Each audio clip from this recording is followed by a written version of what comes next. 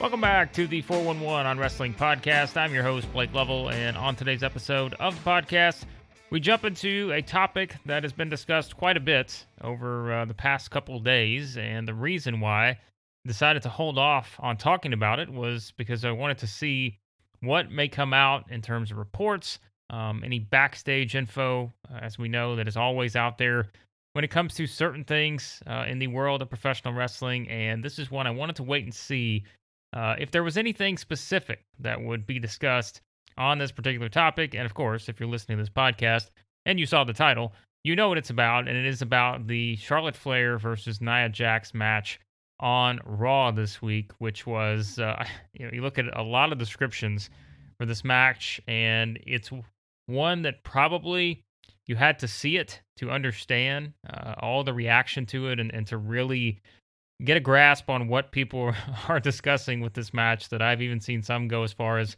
calling one of the worst matches in WWE in perhaps a decade, and really just an absolute bizarre match that started off, what I put on Twitter was that it felt like it started off as a wrestling match, and somewhere along the way, it veered into an actual fight. And we will probably never know the specifics exactly on how things unfolded. Although I guess, as we know in the world of podcasts these days, should a Charlotte Flair or Nia Jax leave WWE and do a podcast with either, I guess, Renee Young or Chris Jericho or someone like that, you may get some insight into what exactly went down on this. And I'm sure we will perhaps at some point down the road. Right now, probably not.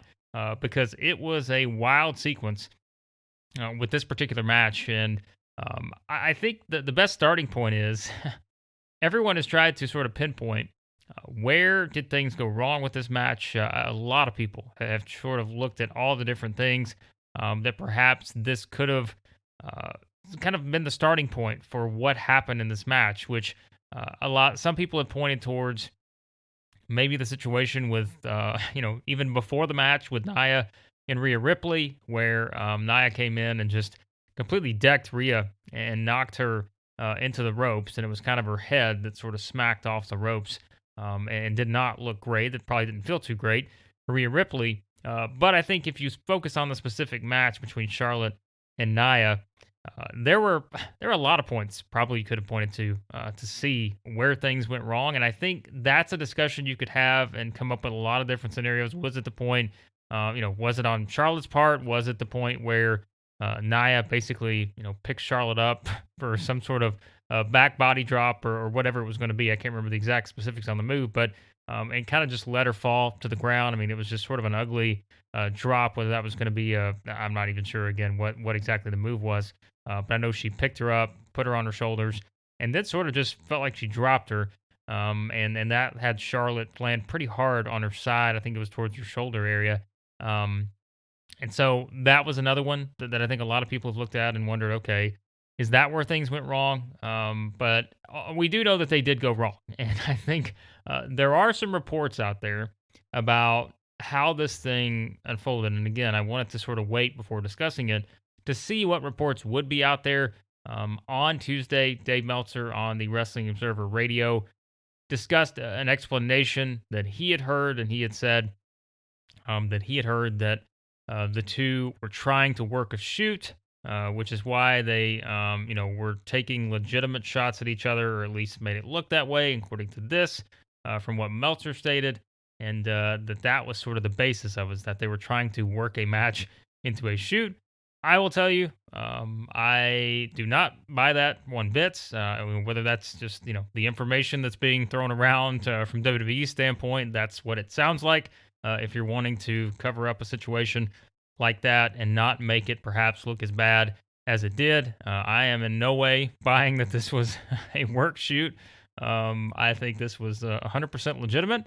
And in another report that came out shortly after that, PW Insider, Mike Johnson over there, basically said that sources for him, which he mentioned, the quote was that what took place in the match was exactly what it appeared to be. And I think that goes in line with what a lot of people thought in terms of this actually breaking down into a bit of a shoot here. That is the word we like to use. And That's what it felt like to a lot of people.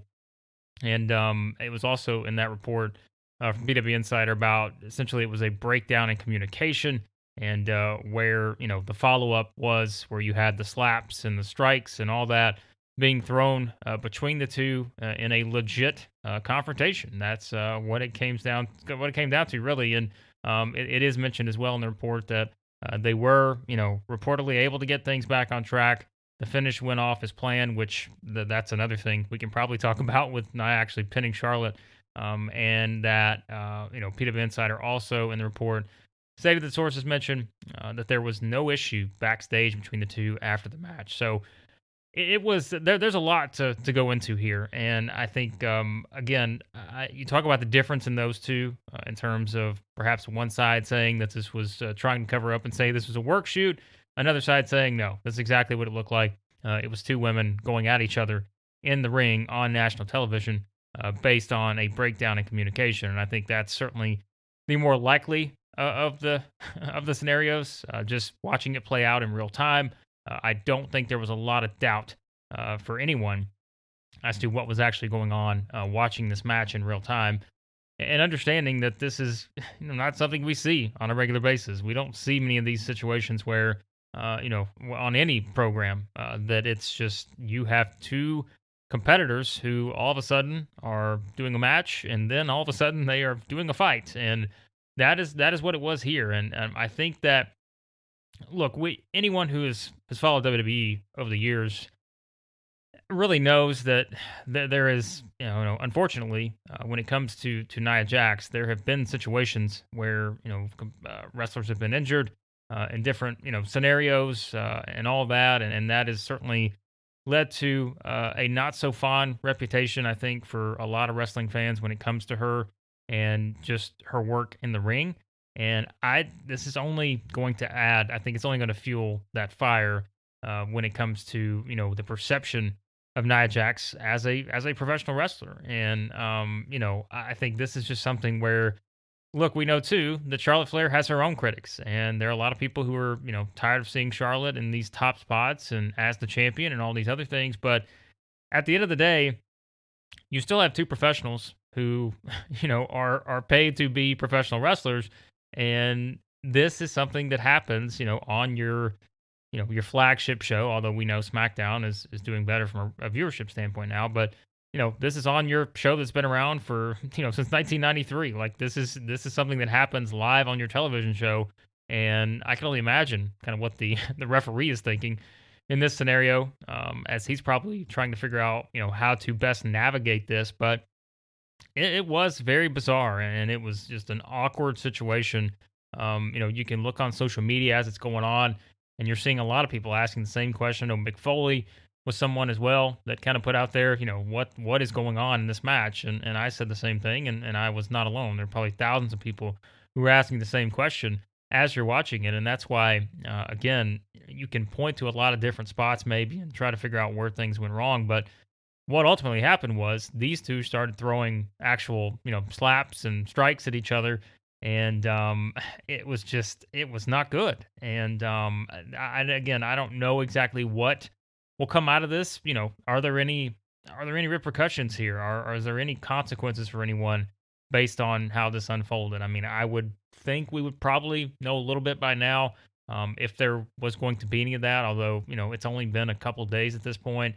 So you don't know for sure, but that is just not something, if you're WWE, and I mean, I will say this, it got interest. If that's what you were going for, in the very small chance that this was actually something that they thought could get over and tried to do that, I think that's a less than 1% chance. Like this was an actual real deal. I think anyone who watched it understands that, and you can try to sort of pull the wool over people's eyes and make them think not, but if this is what you're going for, like if you think now, are they going to start doing this, saying like, oh, look at this buzz we got from actually all these people talking about how real this felt?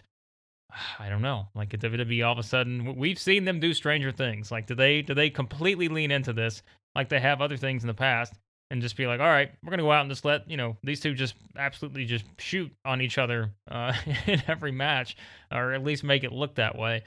I'm not sure. I would never put anything past him, to be honest. But it was something to really go back and I went back and rewatched it, and I think you just see the expressions, the mannerisms, everything. Like the mood shifts in that match, and you see both of them really start to go in the opposite direction. And that's where we said it goes back to that, the report of the breakdown of communication. There was a clear breakdown with it, and I think that it is something where it's just going to be, an interesting thing to look back on, really, when you look at this, because not only is it, something that, again, we just don't see on, because it is like professional wrestling is a scripted environment when it comes to a lot of different things. The matches are choreographed, they are, played out in a manner that is decided beforehand. And I don't think I'm spoiling it for anyone there.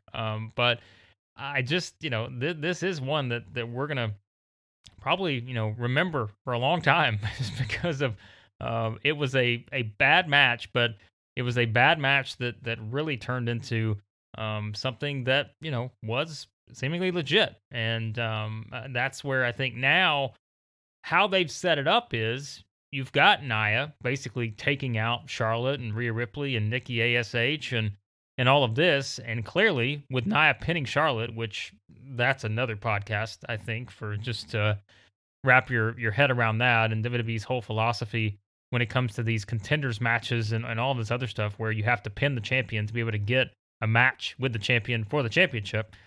That's a mouthful, and that's another again, that's a podcast for another day, because you could really try to really break down. There's a breakdown right there when it comes to logic, trying to sort of justify why that makes sense. But now that Nia has pinned Charlotte, we know where this is headed. Like they're going to somehow turn this into a match. Does the match on Raw, does that change their plans for Extreme Rules? Perhaps. Do they? I don't know. How do they do it? Do they do a 4-way? Do they do a one-on-one match? I think that will be perhaps interesting to look at and see if there's anything maybe that changes in terms of the course they're going to take just based on what happened with these two. But I'm telling you, I think that probably WWE they will lean into this, and if they do, go with Nia Jax versus Charlotte Flair for the Raw Women's title at Extreme Rules, I think they will play this up as much as they can. I don't know that they're going to hide a lot of this. They may even, again, they may lean into it and make this part of the storyline. They've done this before when things don't necessarily go according to plan. But this was probably a little bit different when you're talking about something that maybe doesn't go according to plan from just a actual realistic standpoint, and reality. That this was something that whatever 1.9 million I think was the viewership for this week's Raw. Like this is what 1.9 million people actually saw it with their own eyes, and aren't going to be fooled by something like this. But I think that's where the curiosity comes in now. Is if they have another match, I would, there's going to be interest. I think that is certain. Like there is going to be interest in this match just to see, all right, are these two going to go at each other again? And perhaps like that's something coming out of this that you really, if you just look at that match in a bubble, you're focusing on everything that went wrong there. But now it's just it's wild to think, but there is going to be heightened interest the next time these two have a match, which again, perhaps is at Extreme Rules.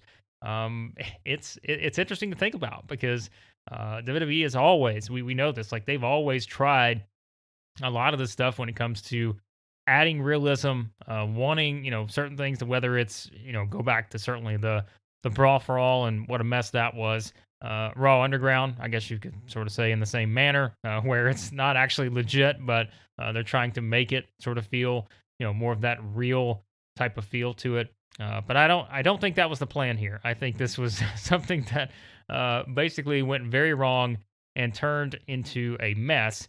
And speaking of mess, if you don't want to be a mess below the belt, you need to check out our friends at Manscaped, because support for 411 on Wrestling is brought to you by Manscaped, the best men's below-the-waist grooming champions of the world. And Manscaped offers the precision-engineered tools for your family jewels.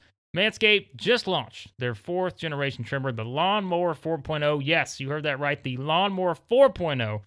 So you can join over 2 million men worldwide who trust Manscaped with this exclusive offer for you.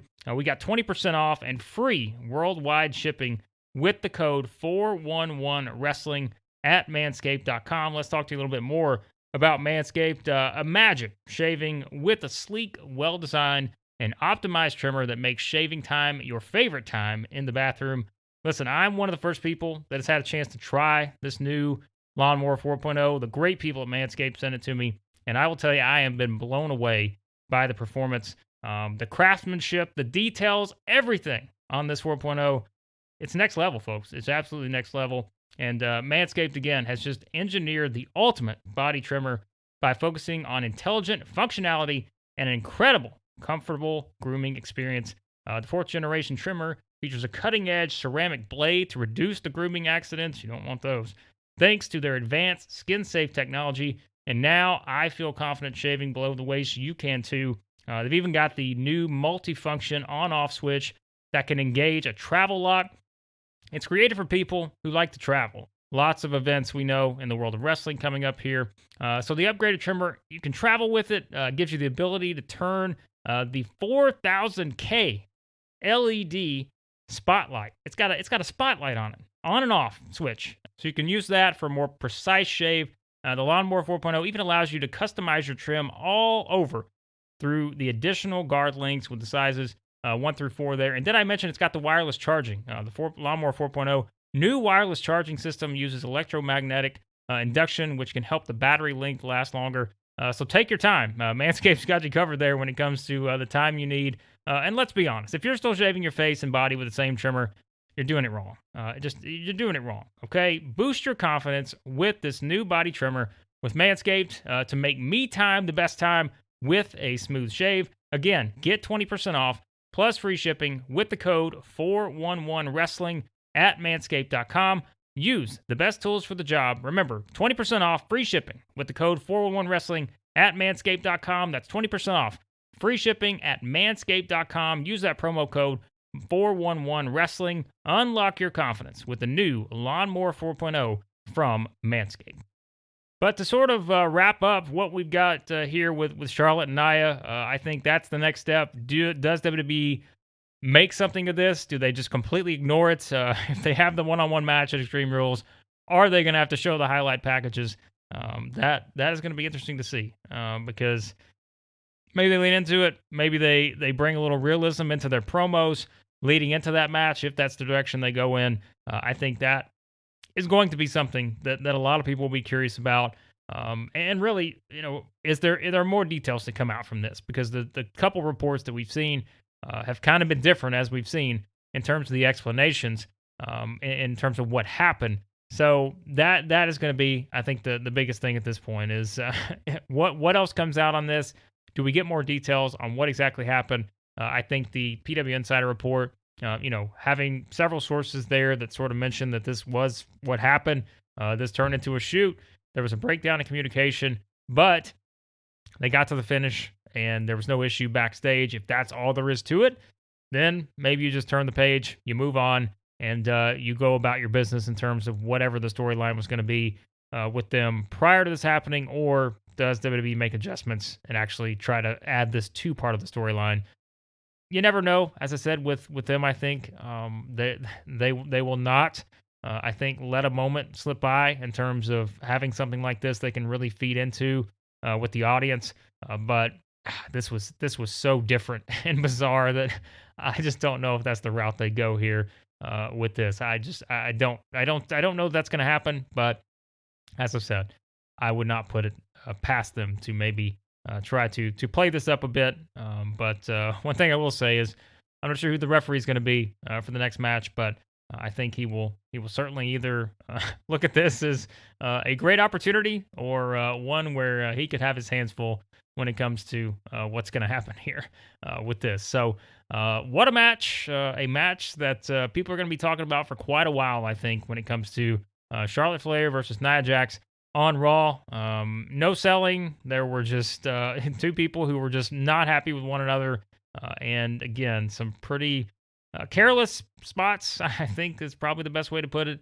And you just had these two that essentially just started going at it, and we will see what the next steps are going to be in this feud for these two. So there's some thoughts on, again, what's been a really big talking point this week with that match in particular. Of course, it's a big weekend coming up in wrestling, as it is going to be AEW All Out in Chicago.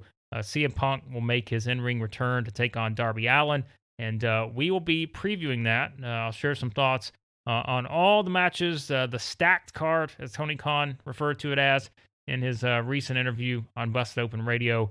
We'll go through that and look at what we can expect at All Out this weekend. And also, as I mentioned previously, we're getting ready to really crank up our 4-1 wrestling stuff on YouTube. And I would highly suggest you go subscribe to our channel. I will put the link to that in the show notes, because pretty much starting in the next week or so, we're going to have a lot of video / audio type content coming over there that's going to be exclusive to YouTube. Not all of it will be on this podcast feed. So if you want more wrestling coverage from us, of course, aside from what we have on the site at 411mania.com, you're going to want to subscribe to our YouTube channel, because we're going to have a lot of great stuff over there, both current stuff and some sort of retro and historical type of stuff that I think you're really going to enjoy. Some really fun series we're working on. And so be sure to subscribe to our YouTube channel. Again, check out the link to that in the show notes. All you got to do is just hit the subscribe button. It's that easy, and you'll be able to see all the great stuff that we will have on the way there on our YouTube channel. And as always, be sure to check out 411mania.com. All of our news, columns, reviews, everything is over there. And of course, we'll have a lot of coverage of everything All Out this weekend, including, our usual stuff with WWE as well, with SmackDown and all of that. And we'll also have the link to the GoFundMe for Larry Zonka's family in the show notes. So be sure to continue to share and contribute to that if you can. And everything else, 411mania.com. Be sure to subscribe to the podcast. Search for 411 Wrestling, any podcast app you use. And thanks as always for listening to the podcast. And we'll talk to you next time here on the 411 on Wrestling Podcast.